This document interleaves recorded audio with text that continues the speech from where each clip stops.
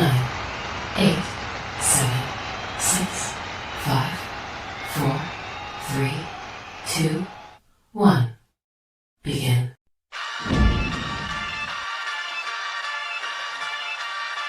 In the city of Philly, where the birds take flight, Eagle swag on the rise each and every night.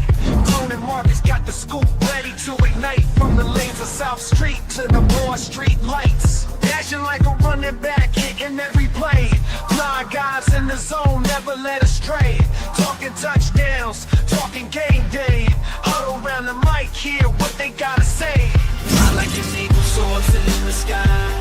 Tone and Markus always standing by, bringing their heat, call it do or die. Philly squad, hear the battle cry. Fly like an eagle soars in the sky. Tone and Markus always standing by, bringing their heat, call it do or die. Philly squad, hear the battle cry.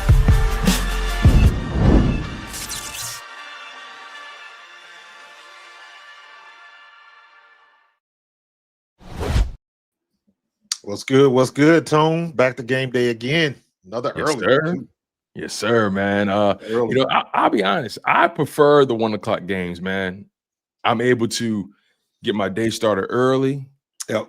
Get my fandom out of the way early. Get all my emotions out of the way early, so I can just have the rest of my evening and my afternoon, like, just completely stress free. I hate playing that night because I got to watch everybody else play. Meanwhile, my team's sitting on ice, right? And then the 4 o'clock games, it's just awkward.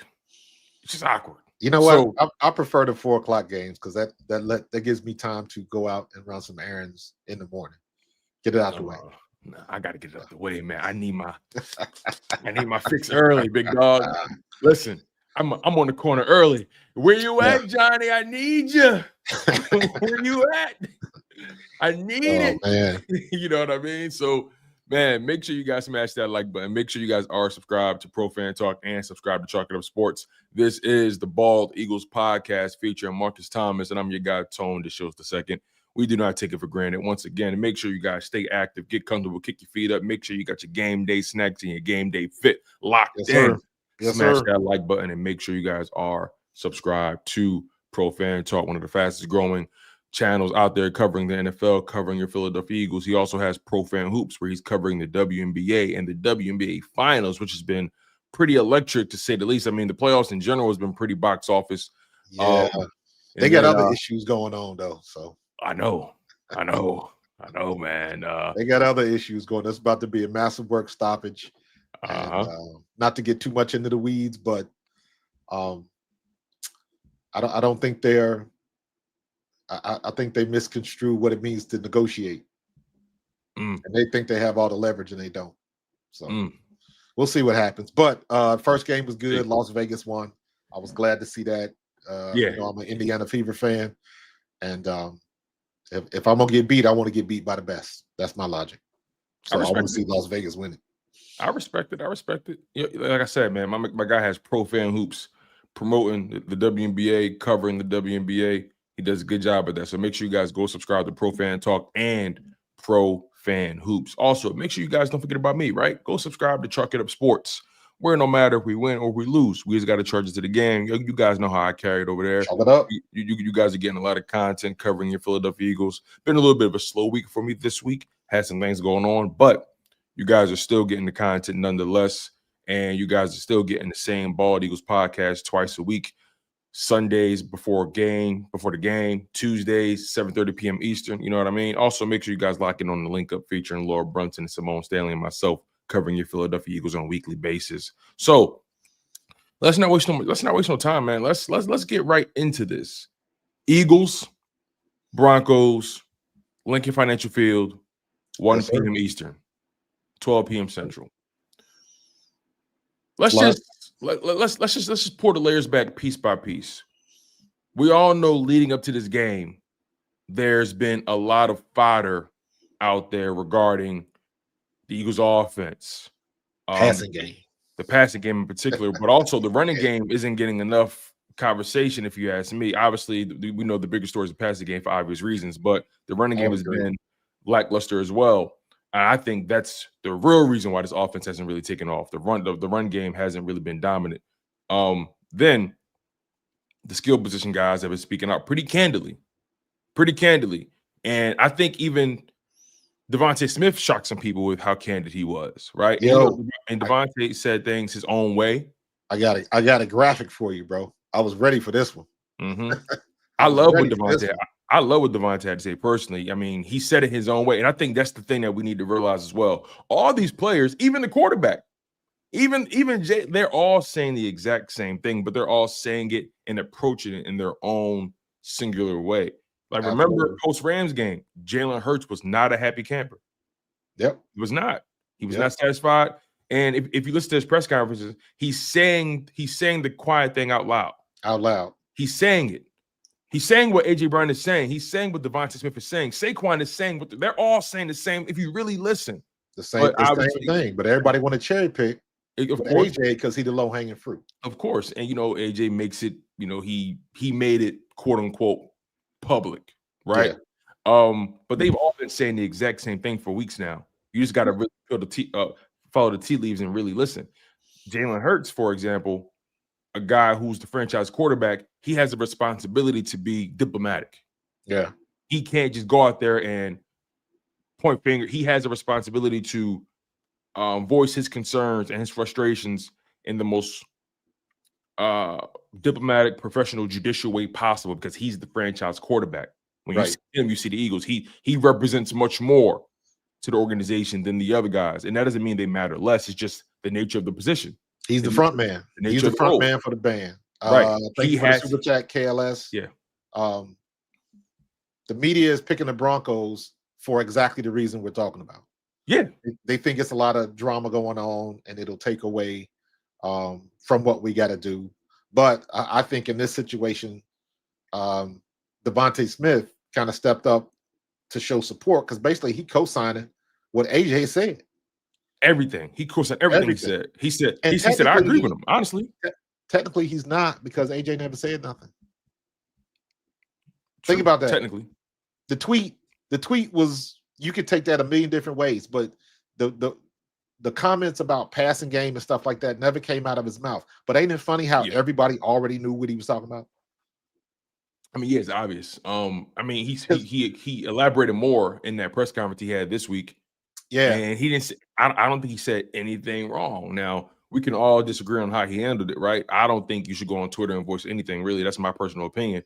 But nonetheless, I think everything A.J. Brown had to say was completely valid. I mean, A.J. Brown making it very clear, listen, when we're struggling, give me the ball. When things aren't going our way, give me the ball. I trust my talent that much. I trust my preparation that much to the point where I believe I can affect the game and get my guys going. I want to be the guy that takes the bullets for my teammates. Right. I want to be the guy who carries the team. You feel what I'm saying? Like for him, it's from the perspective of being a leader and understanding that I know what I'm capable of and I know what this team is capable of.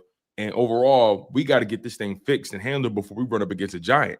And next thing you know, we learning from losing rather than learning from winning. And then DeVonta co-signed everything he had to say. I mean, you have it right here. He says, I don't think there's anything wrong with him wanting to be better in this situation. I certainly feel the same way. I think Smitty got the worst end of the stick. He's been the most quiet. Absolutely. Because again, and we talked about this before, that's not his personality. Exactly. His personality is not loud and boisterous and braggadocious. And, AJ is not what I would consider braggadocious. Yeah, I don't think he's that at all. I think AJ is the type that his frustration can get the best of him at times. Yeah, he can be loud. And you know what? I still say, and people do not give this consideration, or if they do it in passing. Mm-hmm. And I will say, people like AJ who have had a mental health issues in their past, they have to deal with things a certain way for them because of that. And I don't think people take that into consideration. There's a reason, the reason why he didn't tweet all the time or he didn't read a book all the time, because he wasn't stressed like that. Mm-hmm. But you have to take that in consideration, how people deal with stress and how it manifests. Everybody's not the same, and that's okay. And the people that complain I don't like what he said and blah, blah, blah. Most likely you'll never find yourself in that situation with that much pressure, because what will you do? And I think people just kind of forget that. You're performing at the top 1% of your class. The pressure is always there. So, and when you are a guy that says, I'll take it, put it on my shoulders, give it to me, that pressure has to be released one way or the other.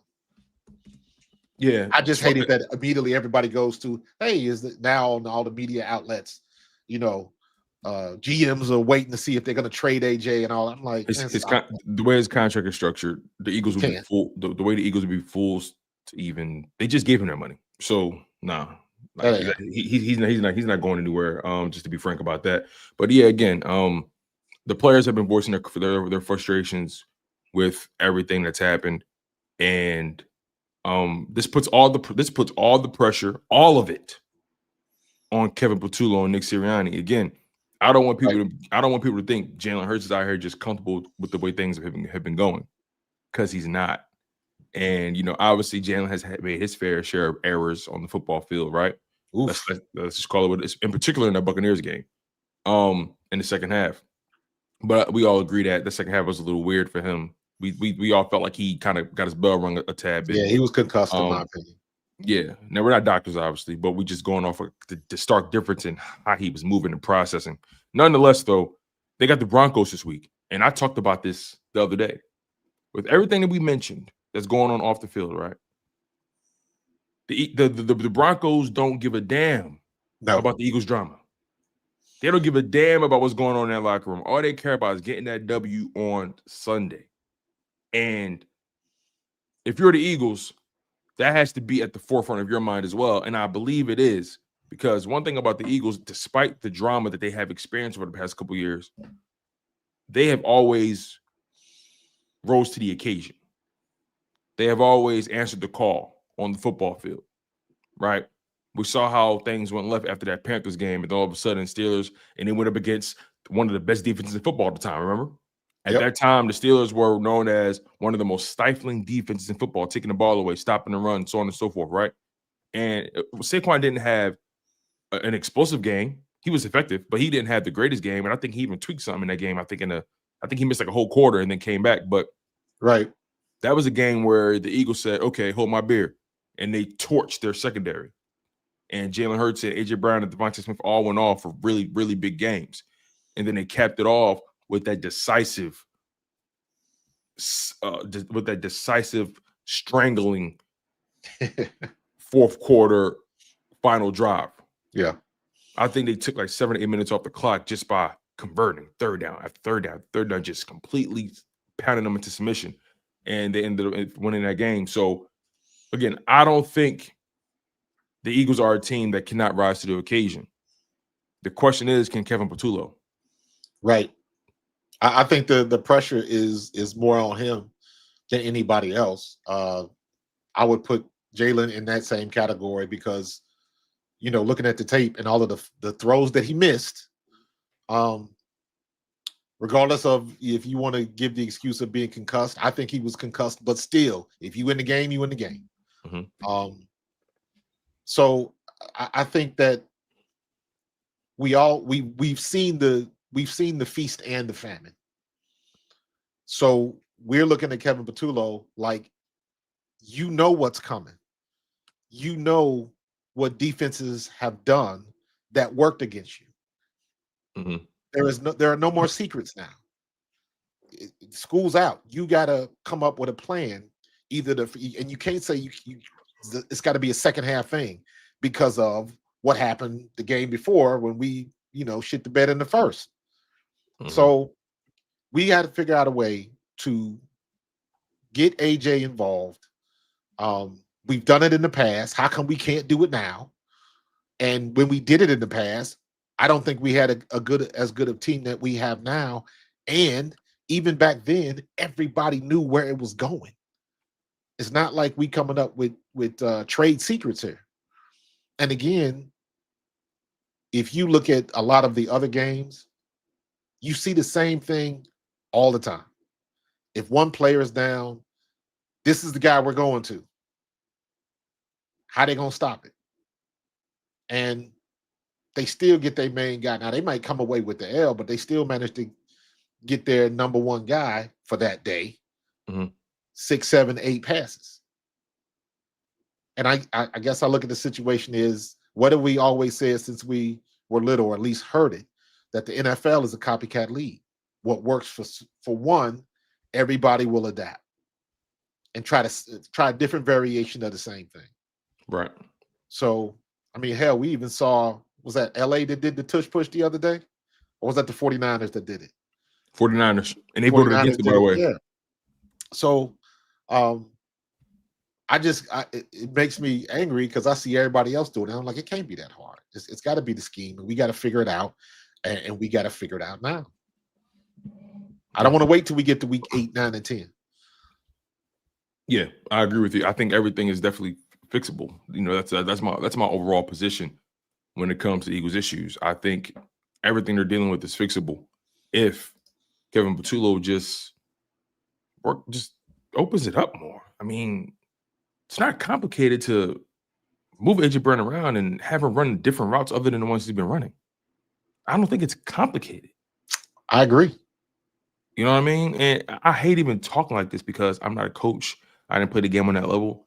You know what I mean? The closest I got to an NFL football field is going to a game. The closest I got to playing in an NFL game is Madden. You know what I'm saying? So, like, I just know it's not that complicated to get a guy going. It shouldn't be that complicated. I watched so many football games in my life. When the team wants to get a guy going, they know what to do. Yeah. And I know for a fact AJ Brown is capable of running more than the routes they have him run. So, you know, again, this is going to be a tough defense they're going up against, right? Let's kind of really diagnose this thing a little bit, because the Denver Broncos defense, they're ranked second in opponent points per game allowed with 16.8 points. So they know how to keep points off the board. They're ranked 8th in the league at opponent yards per game allowed. So they're top 10 in keeping yards off the board as well. On top of that, they have the third-ranked third down defense, only allowing teams to convert at a 32.7% clip. They can get you off that football field quickly. Right. On top of that, they have the number 1 red zone defense. People do not get touchdowns on them. People kick field goals against them traditionally, based off the past 4 game sample size. Now, you ask yourself, right? Who did they play? You have to take it into consideration. They're all NFL teams, of course. Yep. But I also think it's important to look at a team schedule and just kind of get a sense for how much stock we should put into these numbers here. Nonetheless, they're doing their job. When I look at the Denver Broncos schedule, I see the Tennessee Titans, an offense that's anemic. I see the Colts, who put 29 on them, a good team. I see the Chargers, who were having a good season, put 23 points on them. Then, when they played the Bengals, they only allowed 3 points. Granted, the Bengals are falling apart as we speak. No quarterback. Exactly. They can't even. Yeah, my hometown in trouble, bro. I know. So I mean, if all things were normal for the Eagles, I would look at this and say, "Oh, okay." When they play against good teams, they've gotten tested and they failed the test. Now, one would argue they should have beat the Colts because of the botched field goal. You know, they got called for a penalty after the kicker completely shanked it. They got called for a penalty and gave them another chance, gave them an additional 5 yards, and the Colts were able to win the game. One could argue the Broncos outplayed the Colts. Nonetheless, they still lost the game. So They beaten 2 bad teams, really, really bad teams, and they've lost to 2 good teams. The question is, to take it a step further, which Eagles team are we getting today? And that's strictly offensively. Yeah. Because we know defensively, Eagles are good. Actually, they're great. We know special teams wise, they're fantastic. 2 out of the 3 phases for the Philadelphia Eagles are playing very, very well at a high level. Right. these special teams guys are playing at a level where they're confident, and they're confident to the point where they believe they can affect the game significantly more than the average special team group. They're putting points on the board. So that breeds confidence with those guys. The defense, they're taking the ball away. They're showing they're big time in the red zone. They're getting teams off the field. They can stand to improve and stand in the run, but in coverage, they've been one of the best. Quinyon Mitchell and Cooper DeJean are playing at Pro Bowl levels, right? Jalen Carter and Jordan Davis as a duo are playing extremely well. The edge rushers have been pretty lackluster for the season, but Zadarius Smith adds something to that. Absolutely. Zadarius Smith is going to end up being the biggest get this year. I think he's only going to get better. Yeah. And then you got Zach Barnes and Jihaad Campbell, who are playing at all pro levels. Yeah. Let's just call it what it is. Jihaad Campbell, in my opinion, is my leading candidate for defensive rookie of the year right now. Agreed. Show me a defensive rookie who's playing better than him. So the Eagles, 2 out of 3 phases, defense, special teams have been playing well. Offense is the question. And unfortunately, defense is the Broncos' strength. Defense win championships. So this game is either going to be, in my opinion, the Eagles are either going to blow this team out, or it's going to, or this is going to be a knuckle dragger. Yeah, I agree. But either way, we've been in both those situations and come out on top. That's a good point. We can grind. We've shown that we can do that. I just don't want to have to do that. You know what I mean? If the Eagles offense plays the way they have shown flashes of playing consistently, I don't think there's a doubt who the best team in the NFL is. I don't care what the defense across the line of scrimmage, what they're ranked. It doesn't matter what defense or offense, because let's be real, everybody thought the Rams were going to come in here and do something. And you can rightfully so, you can say, well, the Rams should have won that game. Yeah, but they didn't. They were 2 for 3. Offense was good, defense was good. Special teams, though, and special teams is what cost them. You got to be 3 for 3. We've seen teams have spectacular offensive explosions. We've seen teams have spectacular defensive performances, right? And you know what ends up being their undoing? Special teams. Yep. The side of the ball that you forget about. So, and sometimes your special teams issues are even harder to fix than your offensive issues. Because sometimes that just comes down to you just not having depth. And it is what it is. And just sticking somebody back there. Because don't forget, we did have a game where we fumbled like 4 kickoffs in a row or whatever it was. We didn't fumble them, but we had a hard time handling it. Yeah. That kicker was doing this thing. I can't front. So we've been there, but we still overcame it. And for the most part, Michael Clay has been ridiculous this year. The special teams unit has been, anytime your special teams unit is scoring points, that's a plus. The punt return team, the punt return team, the field goal blocking team. I mean, they've been field goals, man, has been crazy. And Jake Elliott, I don't think Jake Elliott has missed a kick this year. I don't think so. He hasn't missed a kick. He's back on his game. Like he's, as my Muslim brothers would say, he on his deen. You know what I mean? So shout out to Jake Elliott, man. Like he's getting it done. Jake Elliott is the person that I don't want to have to say his name. Yeah, and we haven't had to. So that's why I say I look at the Eagles. I'm like, yo, I know the Eagles are 4-0, and I know people don't think they're legitimate. I get it, right? I get it. The offense is struggling, but when you look at that way the offense is built, you got to say to yourself, they're gonna figure it out at some point, right? And then but also you got teams. I've watched a lot of football this year, bro. I'm looking at teams. I'm like, yo, their issue's bigger than ours. I'm sorry. I'm talking about teams that people like good team. I'm looking at the Packers like, I don't think they're as good as people as good as people say they are. Not even. Jordan Love has come down to earth a little bit. Yeah, and the defense again. The defense is playing great ball, but that defense gave up 40 points to the Cowboys. Yeah, they did. Yes, they did. Come on. Yes, they did. 40 points. 40 points. 40 burger. 40-40. We only let Dallas score what was that? 22 or 21? Yeah. Something like that, or was it? It was something of that nature. Like so, and then the Chargers lost to the Giants. Obviously, Rams just lost to the Niners at home. I'm like, and then on top of that, their running backs have fumbled like 2 or 3 times in their game. One of them fumbled it. One of them fumbled on the goal line. Yeah. So my bad, dude. I got the. No, you good. You good. I got the Vikings game on. Yeah, they're playing in Dublin, right? Or is it Ireland? London. But no, I'm sorry, Dublin isn't Ireland. Excuse me. But your boy just made a crazy play. Who? Carson Wentz.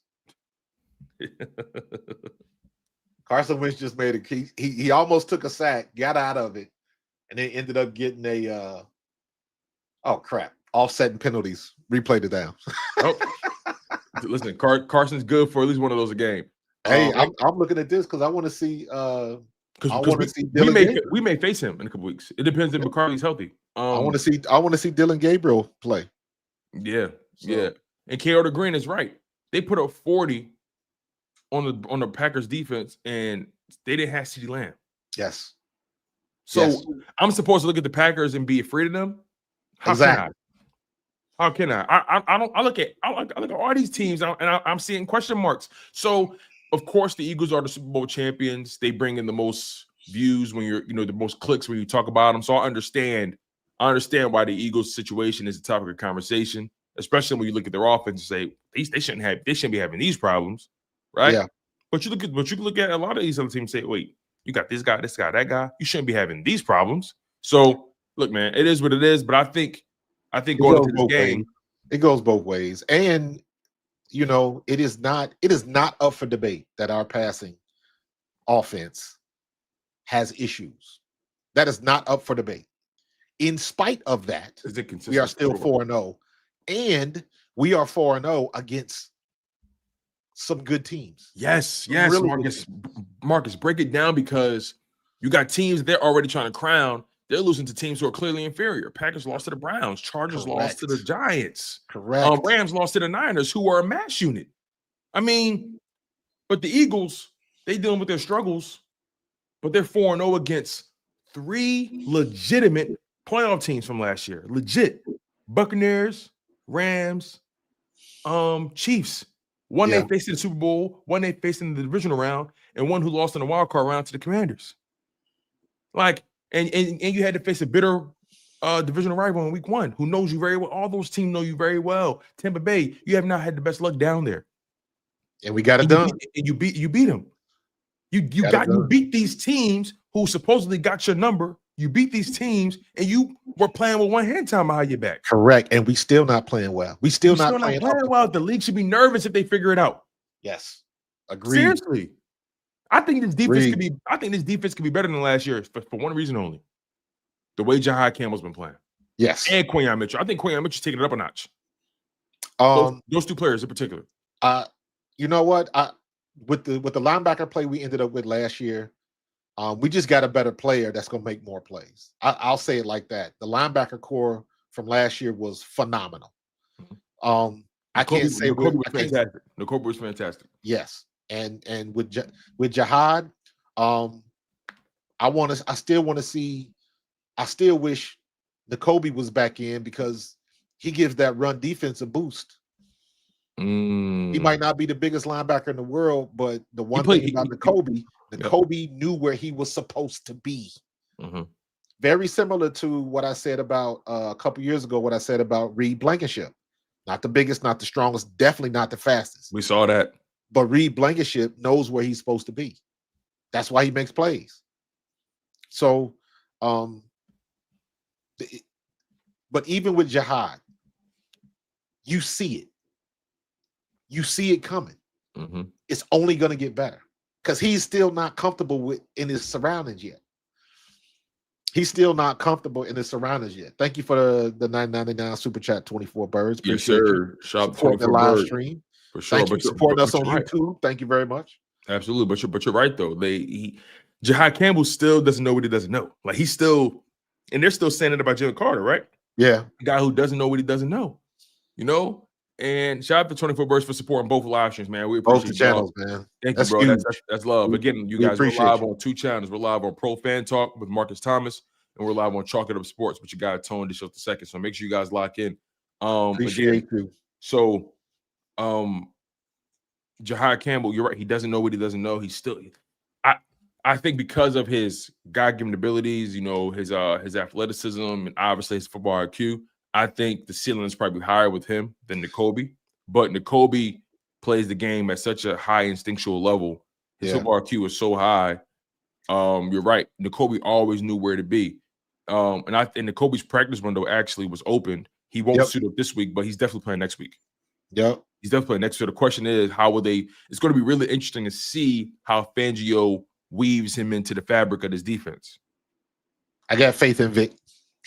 Oh, of course.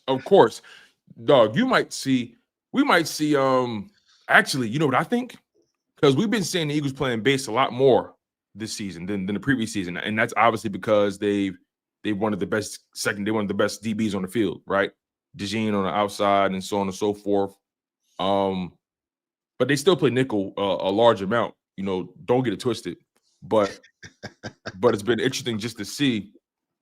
We have rich people problems. Tiffany, I mean that's how I be feeling. We got rich people problems, and people want to act like peasants. They want to react like peasants. We got rich people problems, dog. Oh my God, the pipes in my mansion are. I got to use the third bathroom. I like number 2. I got to go down and swim in the pool in the basement now. Oh my God, man. Jeez. My steps getting worked on. I gotta take the horse out to check the mail. Oh man, the mailbox is so far. Benson, please get the golf cart. Like, come on, man, stop it. So yeah, again, you know what I think is going to happen? I think we're going to see. But first, before I say this, the reason we've seen them playing base, obviously for Cooper DeJean reasons, but also Zach Bond and Jihaad Campbell have been tremendous in coverage. Yeah. Right. I think if we see them in base, that's when Nakobe Dean fits in. Yes. And you can have Jihaad Campbell, Nakobe Dean, and Zach Bond on the field at the same time while still having Quinyon, Mitchell, Cooper DeJean, the safeties, of course. I think this can get very interesting. And do not forget, you can put Jihaad at the edge. Mm-hmm. And still deploy him how you want to deploy him. He doesn't have to rush. He can still drop back and still drop him back. He is a piece that you can use on the line of scrimmage or at that second level. Mm-hmm. So Vic Fangio has still got some tricks up his sleeve that we probably just haven't even considered for that very point. You can, in my opinion, Jihaad Campbell is a queen piece on the chessboard. You can move him in any direction and put him anywhere on the board, and he can still turn the game for you because he's that fast, he's that powerful, and he's that dynamic. We'll see what they're going to do with him. Yeah, man. That's going to be really interesting to see. Another guy who is getting the green light today, Keely Ringo. Yeah. Keely Ringo's going to play today, as reported by Jimmy Kempsky. And Keely, this is game number 2, right? He started last game, didn't he? He started against the Buccaneers, and I mean, outside of some missed tackles, he played pretty well. He wasn't bad. He wasn't bad. He wasn't bad. He was serviceable for sure. He was as good as Adoree Jackson, if not better. Yeah, I think Adoree Jackson was tested more in previous weeks. Agreed. But Keely Ringo, not bad for taking the training wheels off. Not bad at all. And I still think he has, I don't know if the word is favorable, but he still has a manageable matchup this week because we know Quinyon is going to follow Cortland Sutton all across the field. Cortland Sutton is a very talented wide receiver. I think he's one of the most underrated receivers in football. Cortland Sutton is a talented dude. Big dude, can climb the ladder and get the catch point. He's going to be an interesting matchup for Q. But Q is not like Q hasn't seen the best of him at all. So we'll see how that goes. But Ringo, he's going to get the start today ahead of Adoree Jackson. And what's your thoughts on that? I'm looking at the Broncos receivers here, and Cortland Sutton obviously leads the pack. They got Troy Franklin and they got Marvin Mims Jr. Those are their top 3 receivers here. I think It's the same as anything. We have the advantage because we're dealing with a second-year quarterback that's still trying to learn the game. He's still making mistakes. So I think that is our advantage. I think our defense can do some things to Bo Nix that maybe he's not ready for. So has he seen our defense yet? Has he come across Jalen Carter and Zadarius and Jordan Davis and Coop and Quinyon? You know, he's never took the boat. He's never took the trolley over to he's never taken the ferry over to Quinyon Bay. Yeah, I feel you on that. He hasn't faced a defense like the Eagles yet. I think the Eagles have the better defense out of all these teams they faced. And on top of that, right, just to, put things in perspective, even though Keely Ringo is a guy who didn't really have the best start to his career or even this offseason, right? But he stayed ready and he got an opportunity against the Bucs. And I think he was only targeted maybe 3 or 4 times in that game. But Fangio said something that stood out to me. He said, outside of the tackling, which needs to improve, he said he was very sticky in man coverage. So in turn, that made it difficult for Baker Mayfield, and Baker Mayfield had to pick his poison. I'm surprised he chose Quinyon Mitchell so much for his poison, but he still did what he did, and it gave Quinyon an opportunity to showcase that, listen, you keep playing if you want to. So that's going to be something. That's going to be something to watch. Another thing, because you mentioned Bo Nix, and can they force him to make mistakes, right? Here's a stat that I wanted to say to you that I mentioned off air, but I said I'll save it for the show. Here's a stat that is of value to me, and this is going to coincide with stopping their running game, which has been top tier this year. Did you know Bo Nix, in the 4 games he's played this season, whenever he's been forced to throw the ball 30 times or more, he's thrown an interception. He's turned the ball over. Plus 30. 30 plus. Okay. So I can give you an example here. 3 examples, actually. Week 1, Tennessee.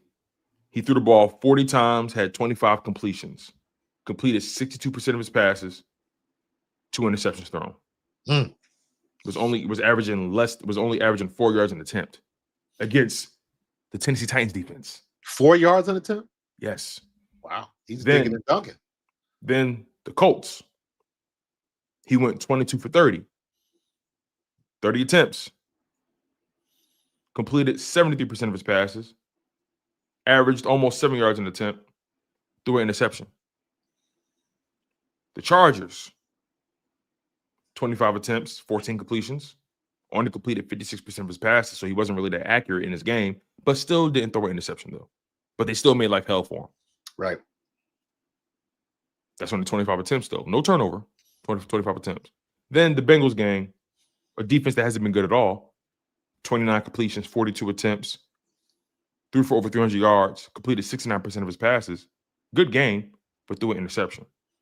So the stats aren't everything, but the trends indicate to me whenever he's thrown the ball 30 times or more, he's given that ball up. Yeah, we said the same thing a couple seasons ago with Jalen. Whenever Jalen threw the ball more than 25 times in a game, bad things happen. So that tracks. Especially when you're trying to press, and he really doesn't throw for a lot of passing yards, does he? He's not. Week 1 was 176. Week 2, 206. Week 3, 153. Week 4, 326. Okay, so he ain't hitting 400 and 500. He ain't. You know what I mean? So that's interesting. That'll be very interesting to see how the defense does with that. What's their running game looking like? That's where their strength really is. So J.K. Dobbins and the Broncos, they're running the ball very well. They're averaging 143 yards per game. How many touches did he get in the game? They're averaging 5 yards per attempt. And as far as J.K. Dobbins' touches, he has 57 touches on the season, or 57 carries on the season in a 4-game span.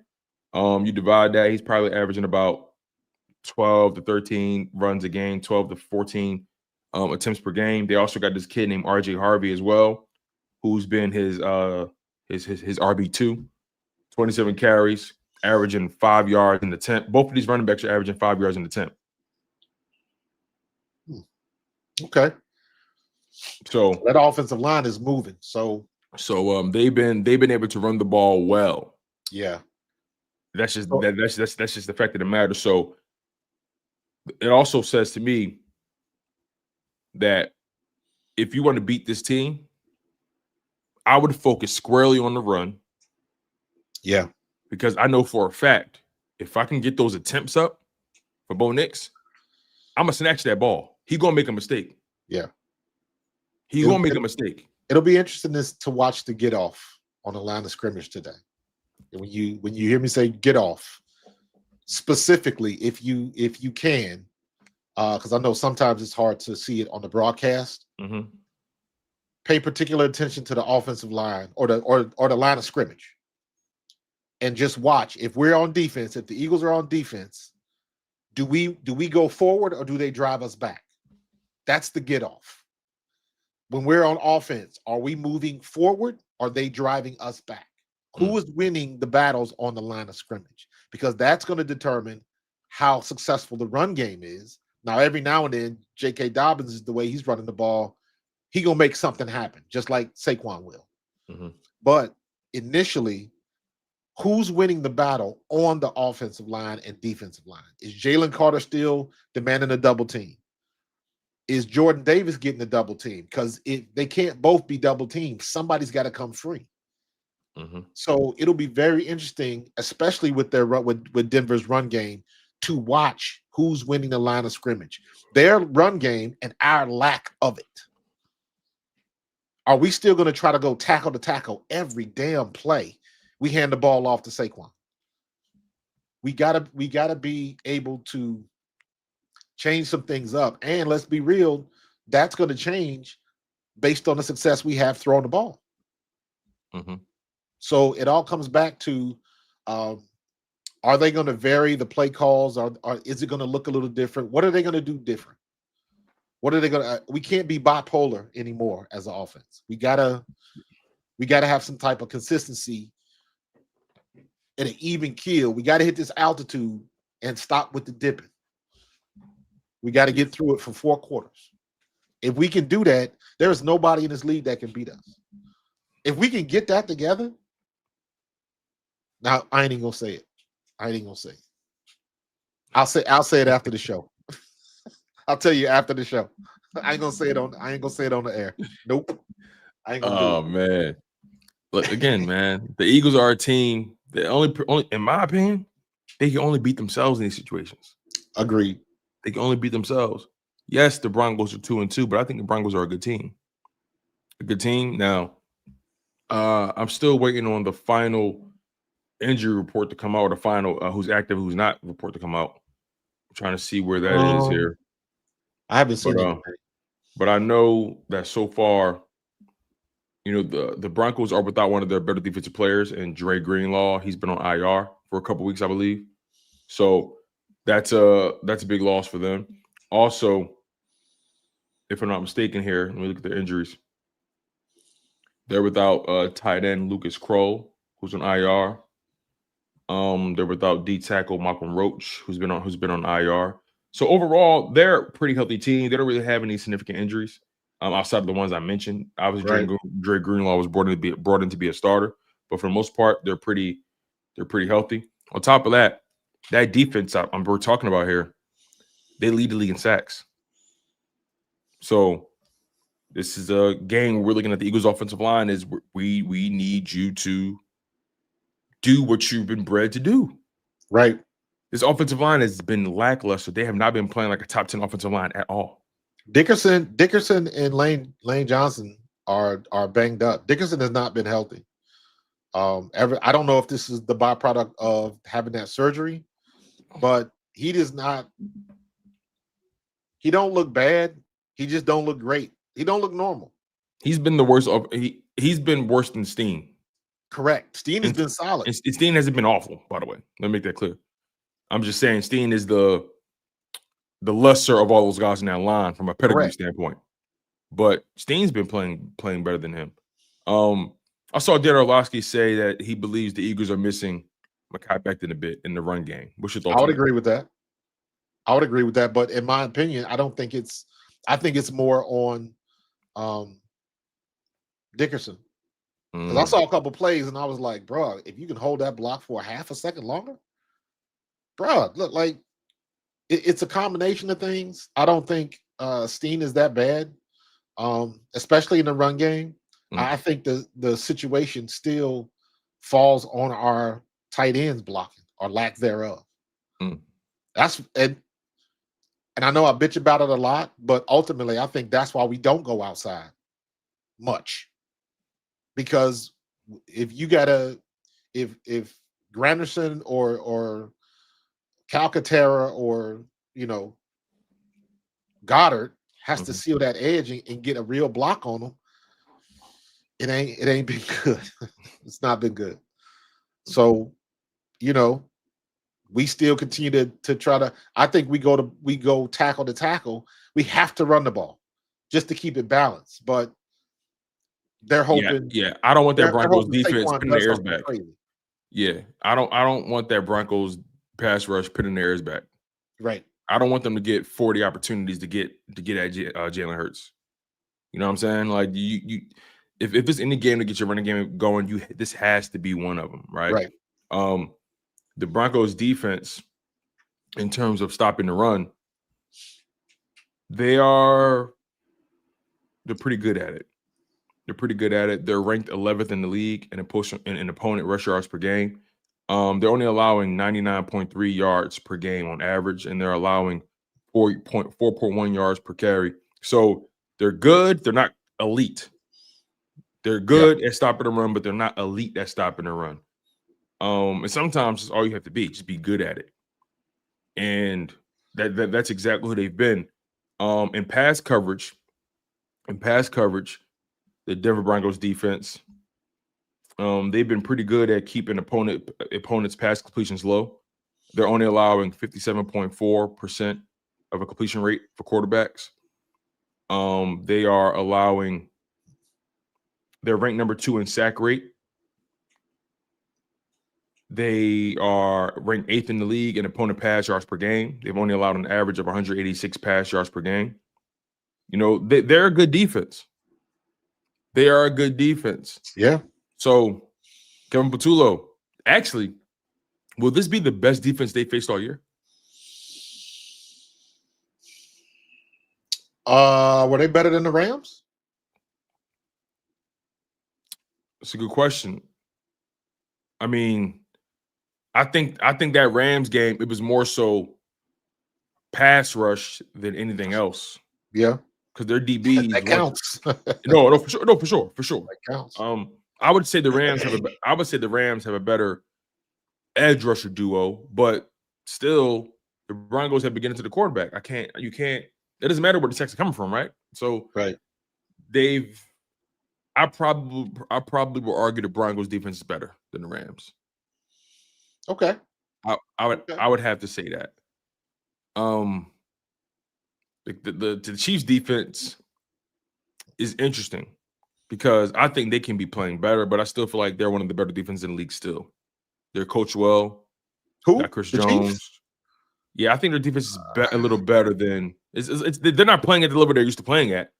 But yeah, they I got think that defense defense armor too. But overall, yeah, I won't disagree with that. And then the Buccaneers defense, I mean, we kind of did what we wanted against them until the second half happened. So I would have to say the Broncos defense is the best defense they've played. And it potentially could be the best defense they play until that bye week comes.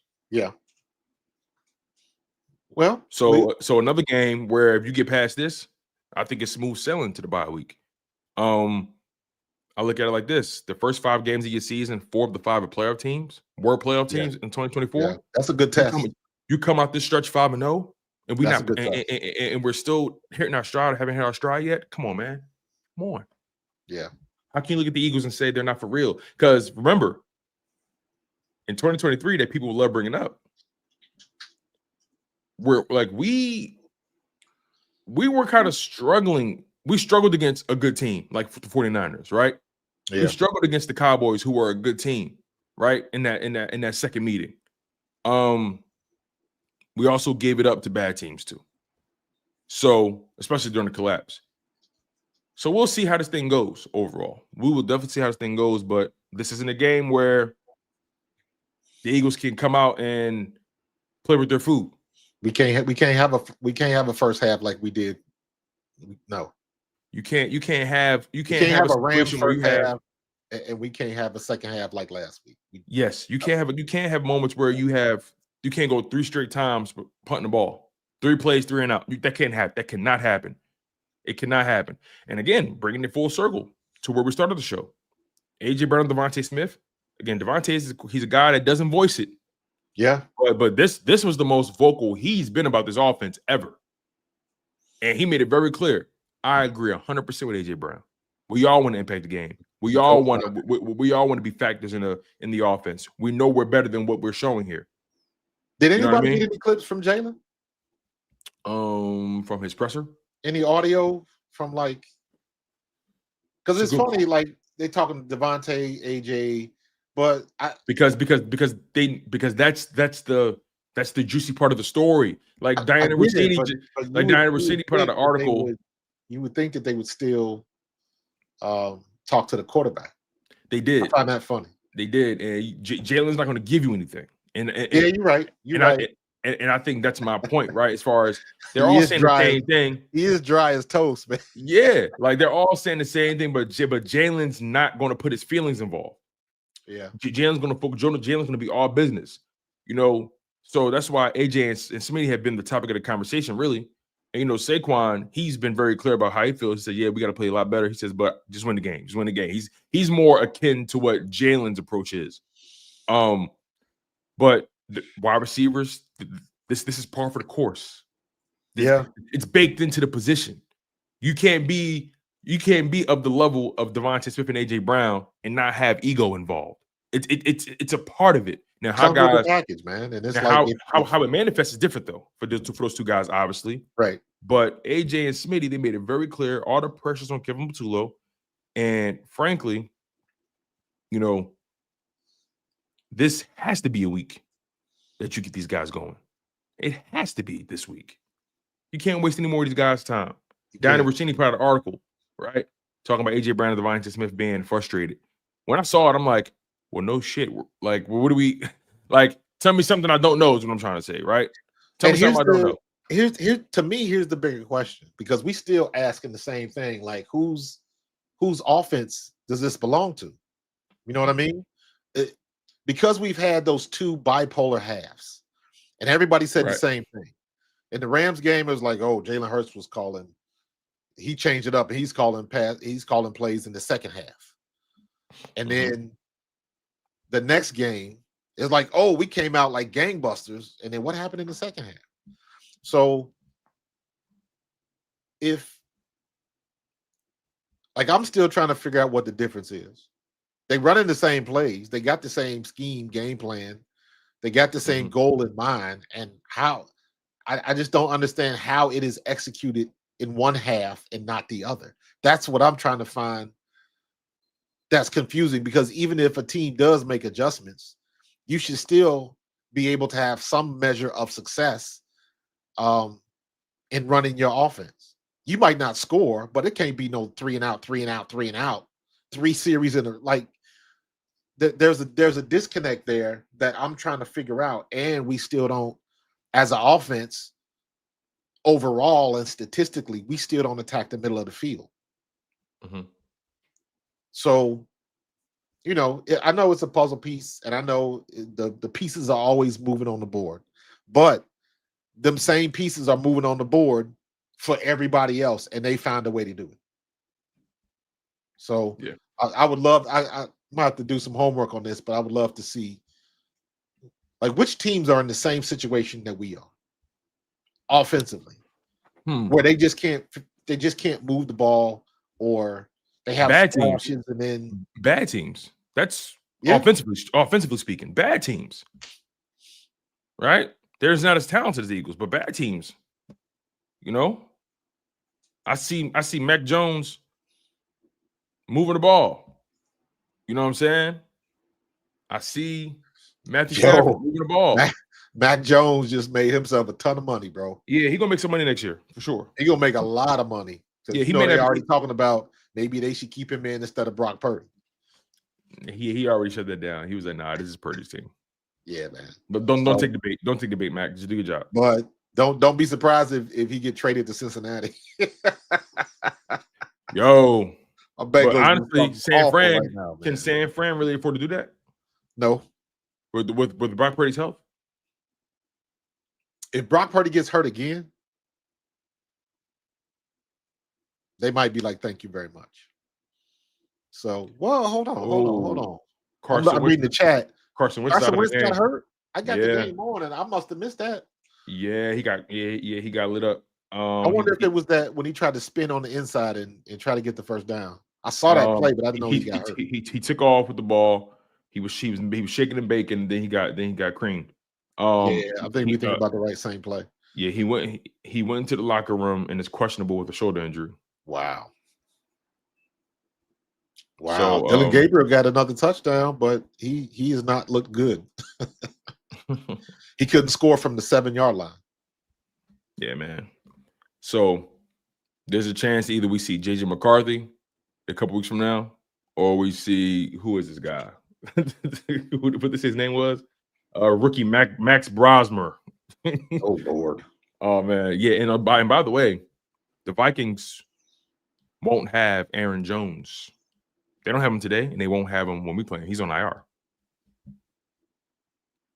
But that's 2 weeks in advance. As of right now, stick to the problem at hand. Eagles, Broncos. Yeah, man. Did you see? All we can do is wait and see. Did you see that Steve Smith? Have you watched Steve Smith's show on NFL? You talking about on Underdog Sports, right? I watch it here and there. Did you? Well, no. This is the one. It's on the NFL Network. I don't know if it's NFL.com. Oh, but somebody else used to do the show where he brings in Patrick Surtain was on there, and he was he talks to different receivers and different DBs. What's your technique and all of that type of stuff. And I think I posted it on my Twitter that I'm like, if you want to get a good sense of the levels that are involved in scheming the defense, I was like, watch this video, because Patrick Surtain gets in the weeds, and when he's talking about his alignment and inside to outside, and is he lining, when he's in man, is how far is he off the ball, and all of these different things that they got to think of as defenders.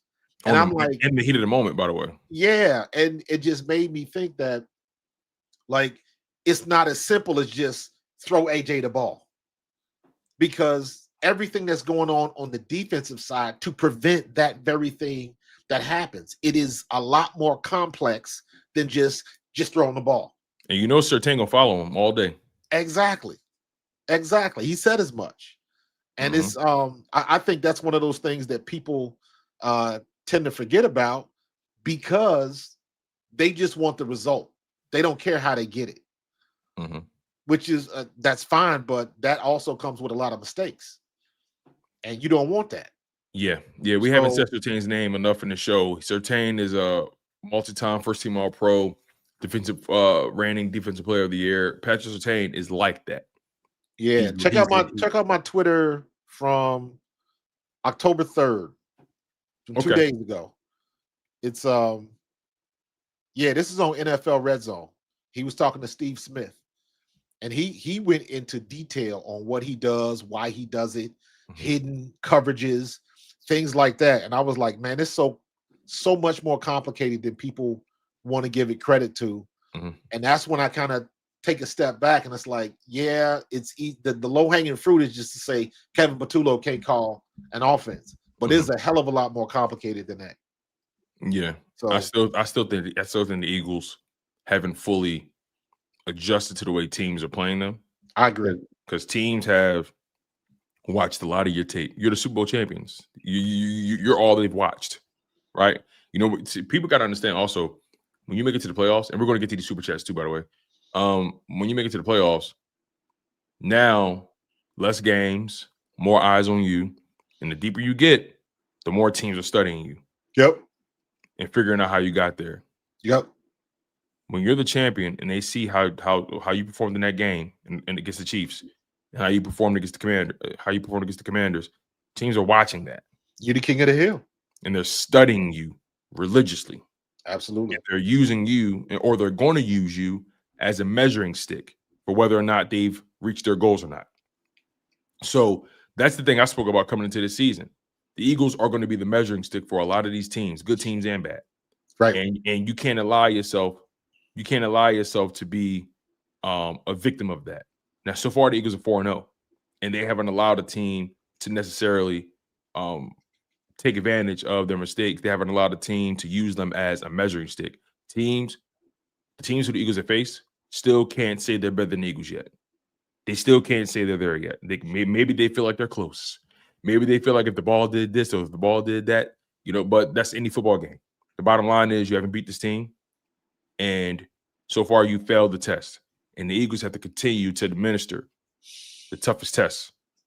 They have to continue to proctor these exams, and they have to continue to make sure these guys are not passing. So big game.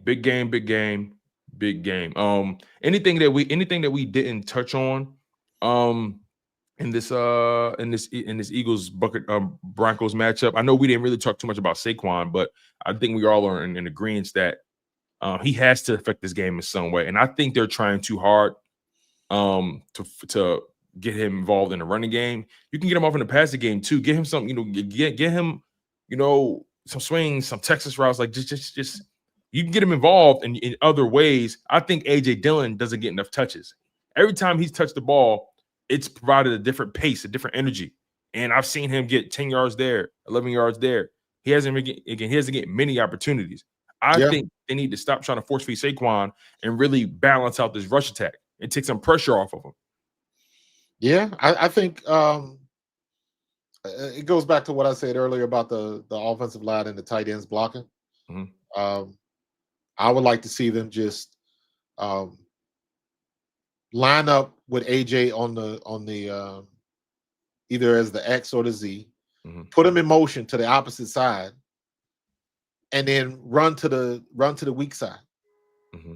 If you're in man, that all depends on, are they in man in the zone? If they in man, which I think they will be, and they chase AJ to the other side of the field, that should leave us an advantage on that weak side if we can get that blocker, or if we got a tight end. Depends on what the formation is. But we have to do a better job of trying to get AJ or,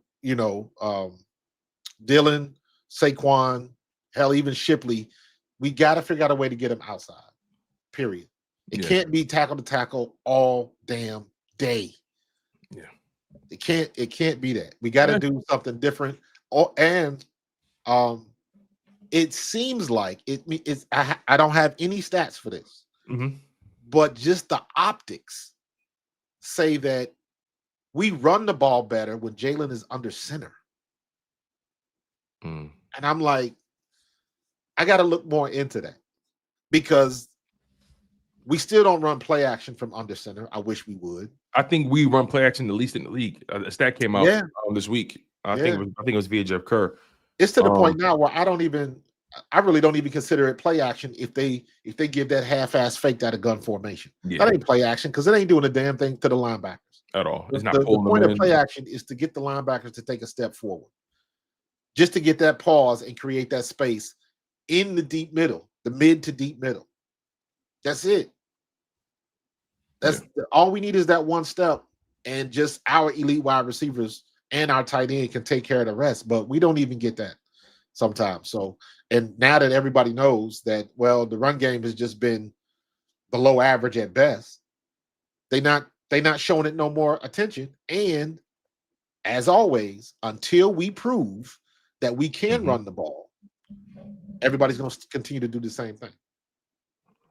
Absolutely. So we gotta, Kevin, you better go to the next 100 pages of that PDF on that iPad. Open them I'm plays glad you up. said that. Let me ask you a question. Is it common for coaches to like create new plays as the season is progressing? Kinda. What they do is they create variations of what's already there. Because it's easier to say, hey, we're going to run this play. We're going to run, strong right, Z double up cross, right? Mm-hmm. Except this time, instead of you running the cross, I want you to do the dig. I want you to do the out. I want you to do this, that. So, or Right. run it like this play, but you two guys are going to run a rub route. It's easier to explain that than just to drop new plays. We're just running a wrinkle in something that we already do. It's easier to explain it that way, in my opinion. Yeah, and I think that's been the problem, right? It's not enough wrinkles in what they're doing. I mean, like, in particular when it comes to the routes the guys are running, it's not enough wrinkles. Yeah. I don't know why they're not running AJ Dillon more. I just think, you know what? Because if they were running AJ Dillon more, we would be complaining like, yo, why ain't Saquon getting them carries? Saquon's a better back than AJ. I'm not even saying the touches got to be equal, but if you're giving Saquon, matter of fact, what's been Saquon's attempts this year? Let me see. He's averaging what, like 15? Let me see. Okay.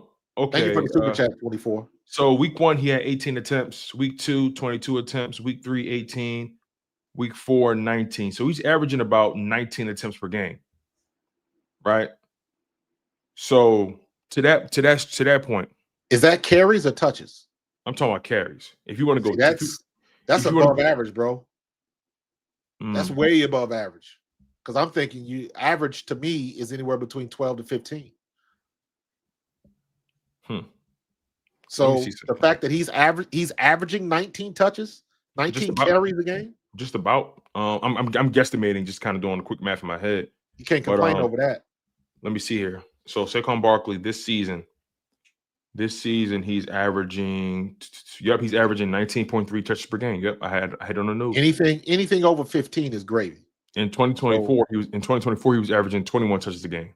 Yeah, you can't complain about that. Not at 19. Yeah, at all. You got to block better. Period. Yeah, in this NFL, like in this NFL. 19 touches, 19 attempts per game. Now, as far as touches go, he has 91 touches on the season. So doing the quick math, 91 divided by 4, he's averaging 22.75 touches per game. So here's my issue. The number 1 voted player in the NFL is getting 19 carries a game. And this is what we doing with it? And he's averaging 4.4 targets per game. What's his yards per carry? I'm sorry, he's averaging, where is it? You said yards per game on the ground? Yards per carry. Yards per carry. He's averaging 3.1 yards per attempt. Yeah. So he's barely above average. Remember, the average is 3 yards per carry. Yeah. He's averaging 3.5 receptions per game as well. Yeah, but some of those, man. No, the screenplay and yeah, for sure. We just got to be better. Yeah. Thank you for the super chat, board. And Trey Brown. I think we missed the super chat. Trey Brown super chat. I don't know if we spoke it up, but he says, "What's up with these bum former backup quarterbacks like Chris Sims, Chase Daniels, and Danny Canal? Always got to be negative towards Jalen. Jealousy. Hey, listen, man. I don't pay those guys any mind. Really, it is what it is. You got to know they got a job to do, but ultimately, it's baked in. Is we are still in a format that people look down on a quarterback with Jalen's skills. That's what it comes down to. Yeah, it's baked in, man. Get used to it. We've been dealing with this for a few years now. It's baked in, and we don't want a Super Bowl. Yeah, Super Bowl MVP, Super Bowl champion. Yeah. I mean, it doesn't matter. He's a Trey. I'll give you my favorite stat. When we won the Super Bowl last year, there was 45,000 passing yards that was sitting at home watching it. So the long ball is overrated. The wins are the only thing that matters because all of them guys that was throwing for 300, 400, 500 yards in a game, how far did they go in the playoffs? Yeah. So, but the ESPNs and the media heads and the Cowherds and the Phils and the Chris Sims, they like to put it in a package that they wanted to live up to. Yeah. Because at the end of the day, what's the only other quarterback with Jalen Hurts' skill set that has taken it to the final game and won it? I can't think of one unless you're talking about way back in the before it was called the NFL days, before it was on tape, that sort of thing.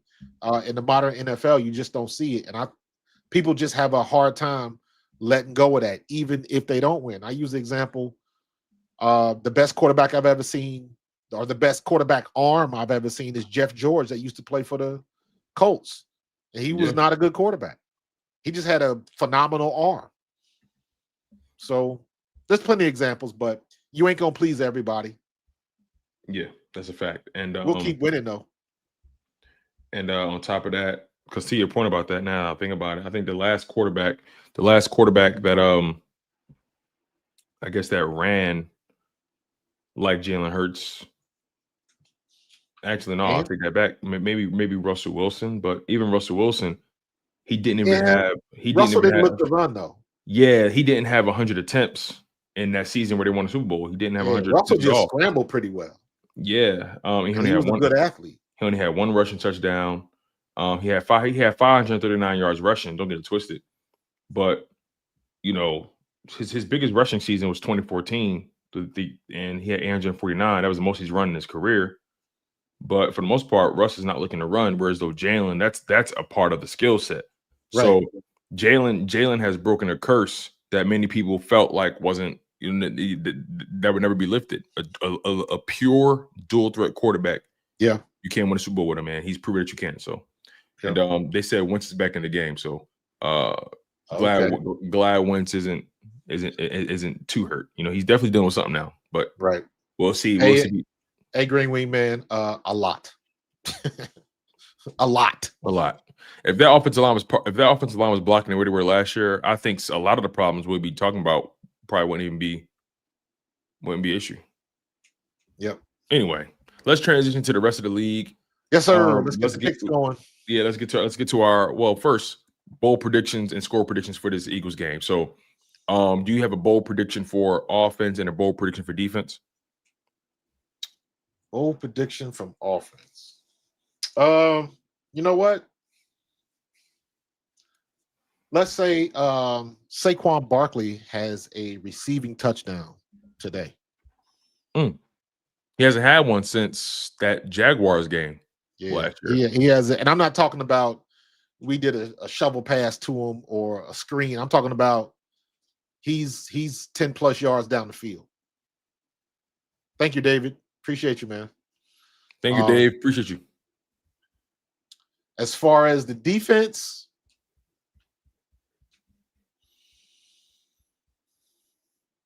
I'm gonna say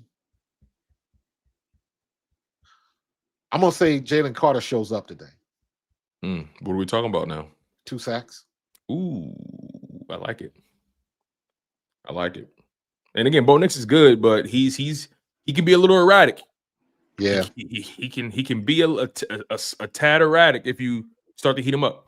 Wait a minute. I want to do one more bold. Okay. For the offense, and this is not necessarily bold. This is more of a prayer. Okay. Jalen Hurts, no sacks. Ooh. Right now he's averaging about 2 sacks a game. Well, you know what? Against the number 1 defense, that's bold. It's very bold. Very bold. If he gets out of that game with no sacks, I'm gonna say no sacks today. Jalen, he likes to hold that ball a little bit. So yeah, that is bold if you ask me. All right. So your bold predictions: no sacks on Jalen Hurts. Saquon Barkley gets a receiving touchdown, and Jalen Carter gets 2 sacks. Correct. All right. For me, my bold prediction on offense: Saquon Barkley has his first 100-yard game of the season. Nice. And if I give you another bowl, if I'm matching you, I'll give you another bowl on offense. So Saquon Barkley has his first 100-yard game of the season, and my second bowl prediction for the offense, I'll say both A.J. Brown and DeVonta Smith lead this game with a touchdown catch. I like that. So Saquon gets his 100 yards. A.J. and Smitty get their touchdown catches respectively. Now my bowl prediction for the defense, is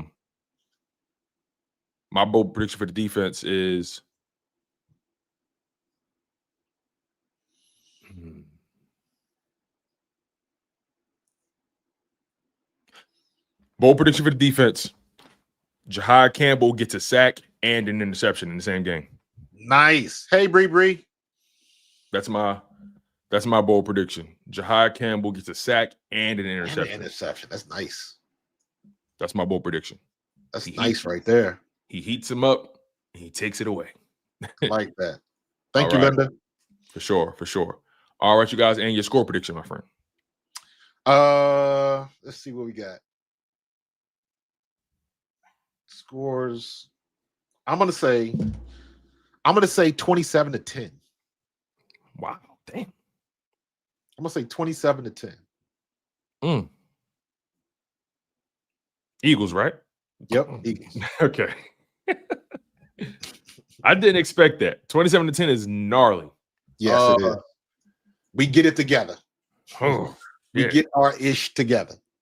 Okay. I'm going to be a little bit more,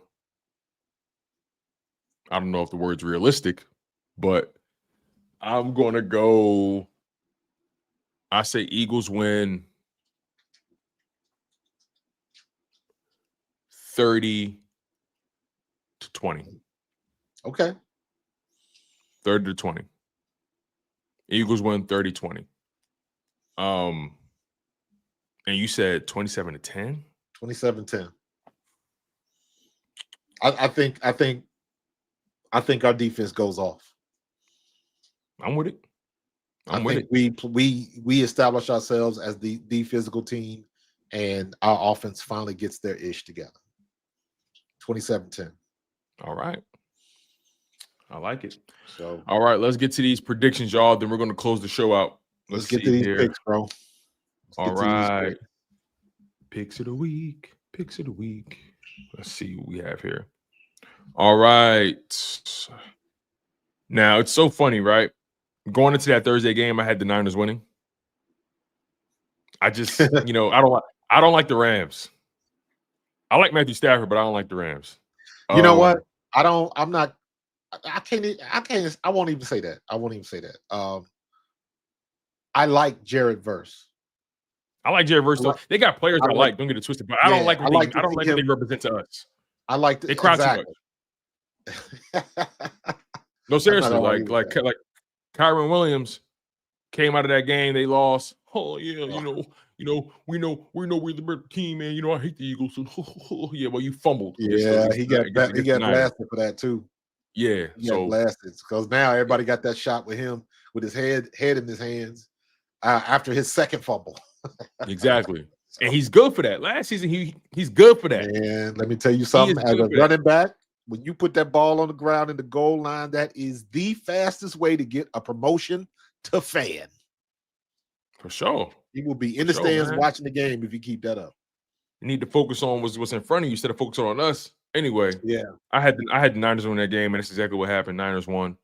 I got the Vikings taking the Browns. Okay. You had the Rams winning that game, by the way? Yeah. Okay. Vikings at Browns. I got the Vikings. Actually, I got the Browns still in this. Okay. You know what? I went back and forth. The reason why I'm choosing the Vikings is because you got a rookie quarterback going against Brian Flores. Yeah, and honestly, it don't look good with the let me see here. Okay, yeah, yep. So yeah, the score is 14-10 as we speak right now. Browns are still in the game though. So, they are.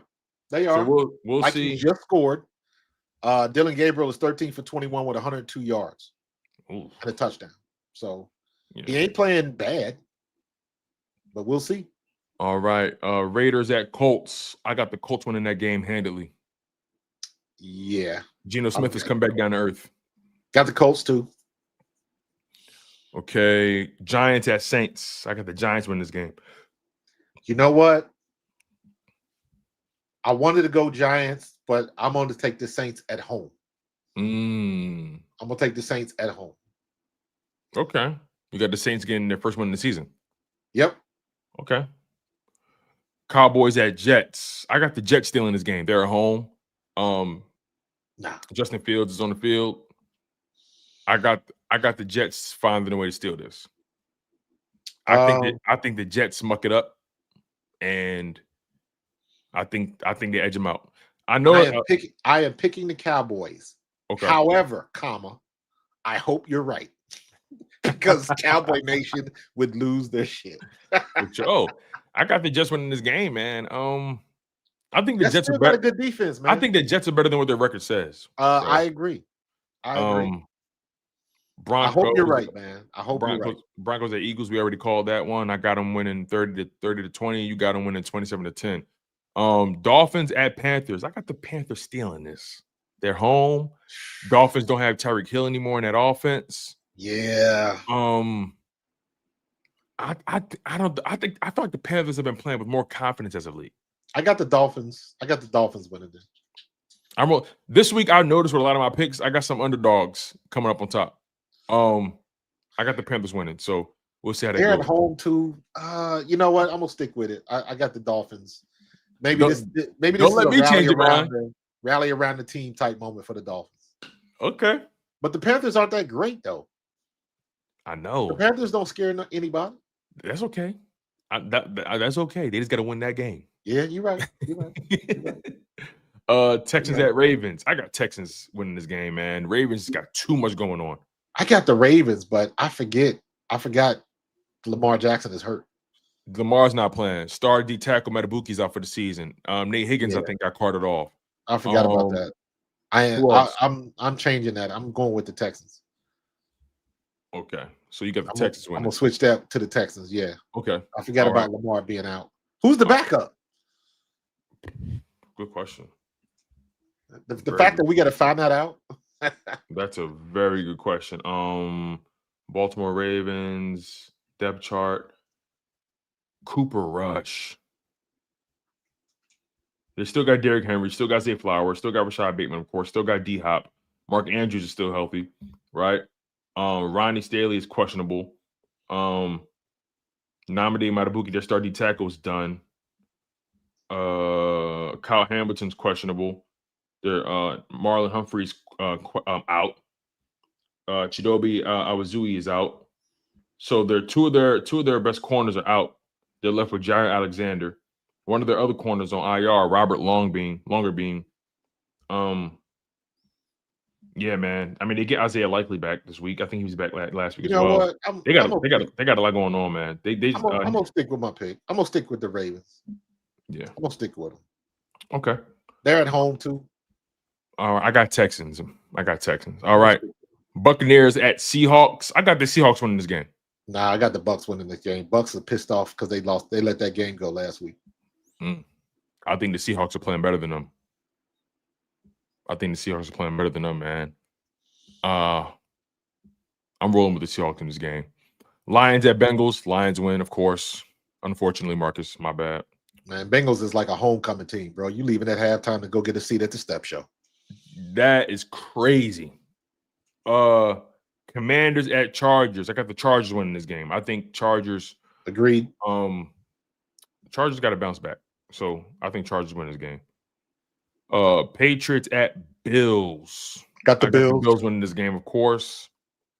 All right. Chiefs at Jaguars. I struggle with this one. I do too, but I struggle with this one. But I'm rolling with the Chiefs. But I'm going to be honest with you. The Jags are playing well. I think the Jags are 3-1. Their defense, I think, has forced the most turnovers in the league. Yep. The young fella's finding his footing. I really struggle with this one. Jags are at home. Their defense is playing well. I know the Chiefs beat the Ravens, but that Ravens defense has been terrible all season. So how much stock can I put into that? Right? Like, that's the thing. The Ravens defense is the worst defense they face on their schedule.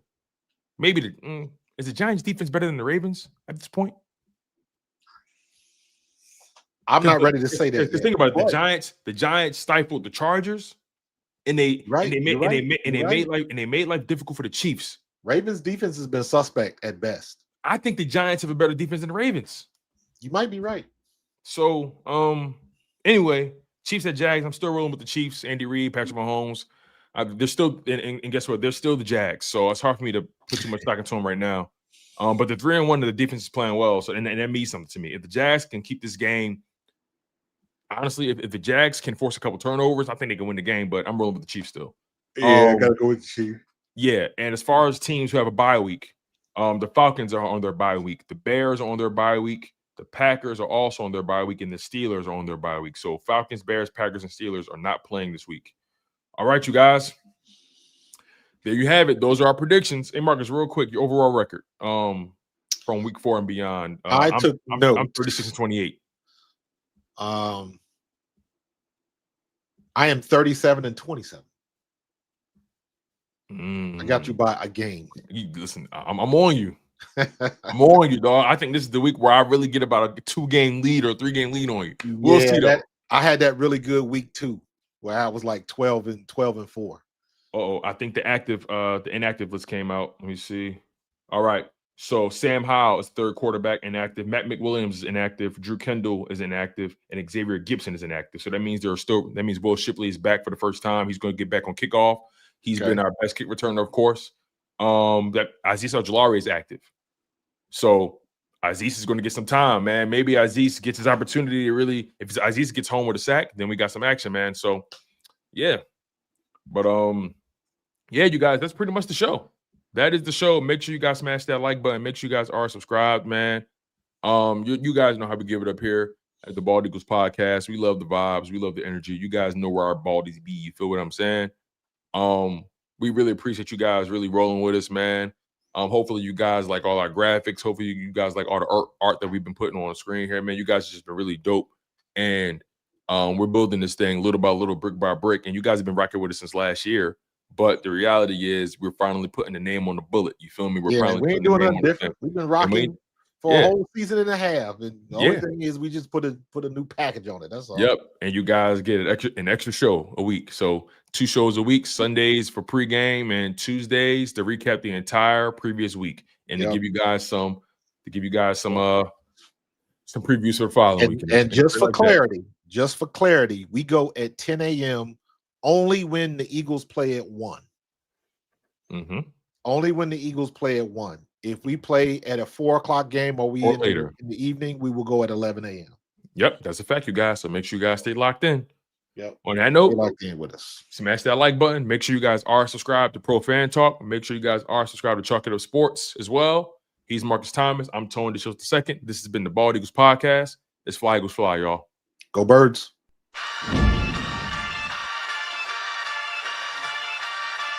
In the city of Philly, where the birds take flight, Eagle swag on the rise each and every night. Nolan and Markus got the scoop ready to ignite. From the lanes of South Street to the Broad Street lights, dashing like a running back, hitting every play. Blind guys in the zone, never led astray. Talking touchdowns, talking game day. Huddle around the mic, hear what they gotta say. Fly like an eagle soaring in the sky. Nolan and Markus always standing by, bringing their heat, call it do or die. Philly squad, hear the battle cry. Fly like an eagle soaring in the sky. Nolan and Markus always standing by, bringing their heat, call it do or die.